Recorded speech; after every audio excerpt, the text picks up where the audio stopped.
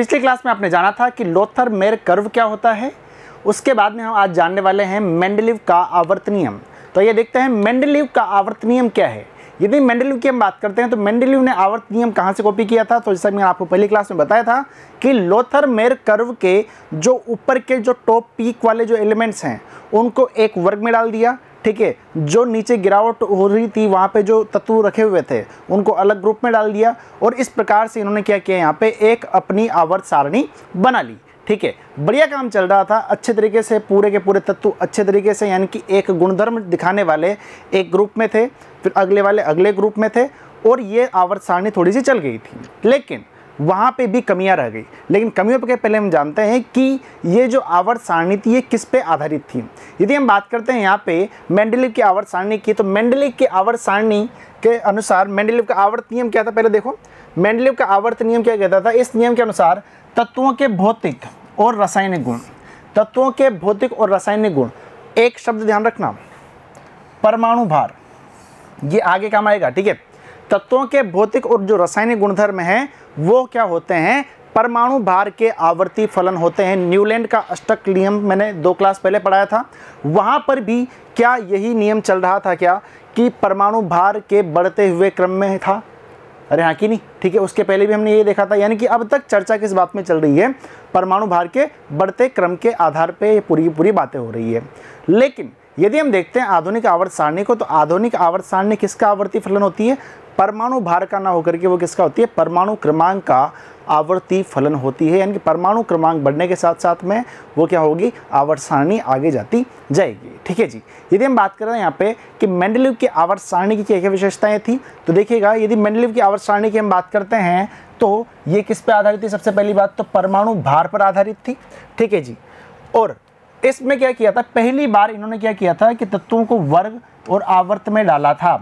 जैसा कि मैंने आपको बताया था लोथर-मेयर कर्व के जितने भी ऊपर एलिमेंट थे उनको अलग वर्ग में डाल दिया, ठीक है, नीचे वालों को अलग वर्ग में डाल दिया, यानी कि इस प्रकार से उन्होंने एक अपनी टेबल बना ली।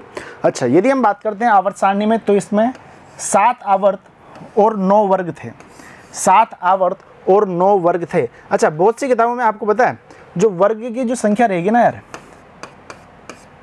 मैंने अभी कितनी बताई है, 9 बताई है, ठीक है। बहुत सारों में आपको 8 भी नजर आएंगे, बहुत सारों में आपको 8 भी नजर आएंगे। अब देखो सही ये भी है, सही ये भी है। अब आप बोलोगे सर 2 चीज़ें एक साथ कैसे सही हो सकती है, या तो 8 होंगे या फिर 9 होंगे। देखो ध्यान से देखना, यदि मैं लिखता हूँ यहाँ पे 0 1 2 3 4 5 6 7 8, अच्छा कितने यहाँ पे अंक हो रहे हैं, तो आप बोलेंगे सर 1 2 3 4 5 6 7 8 9।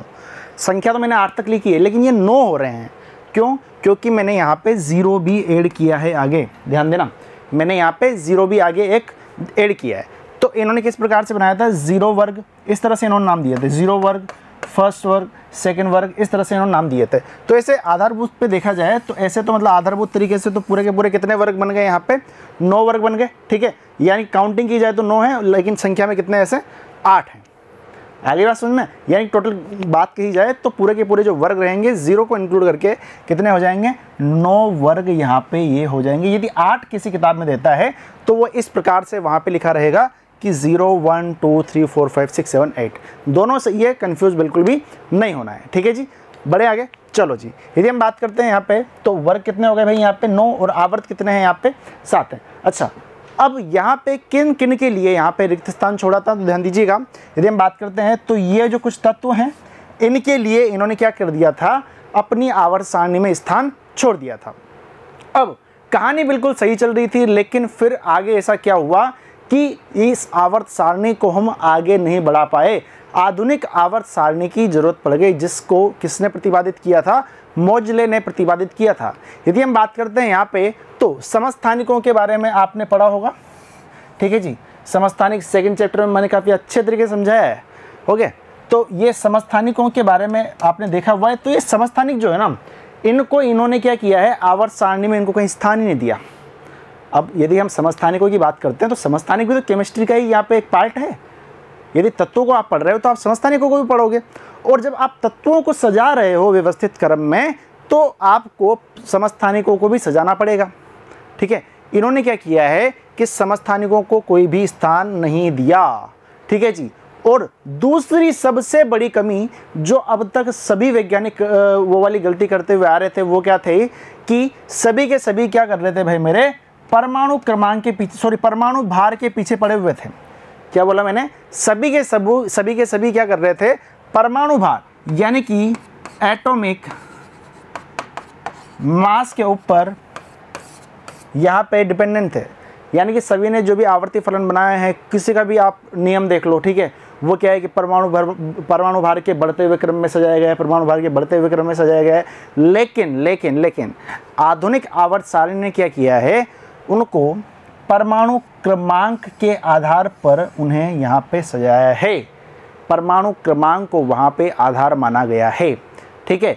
तो आधुनिक आवर्त सारणी तो किस पे आधारित है, परमाणु का क्रमांक पे। लेकिन जो मेंडलीव की आवर्त सारणी है, जो मेंडलीव की आवर्त सारणी है वो किस पे है, परमाणु भार पर आधारित है। पक्की बात है, ठीक है। तो ये क्या था, मेंडलीव का आवर्त नियम। एग्जाम में इतना ही पूछा जाता है, ठीक है जी। अपने जो यहाँ पे सिलेबस में पूरा का पूरा, ये तो सिलेबस में ही से, लेकिन जो एग्जाम में क्वेश्चन बनते हैं वो कहाँ से बनते हैं, पूरा तरीके से आधुनिक आवर्त सारणी से ही पूरे क्वेश्चन बनेंगे। तो अगली क्लास में हम जानेंगे आधुनिक आवर्त सारणी का क्या नियम था।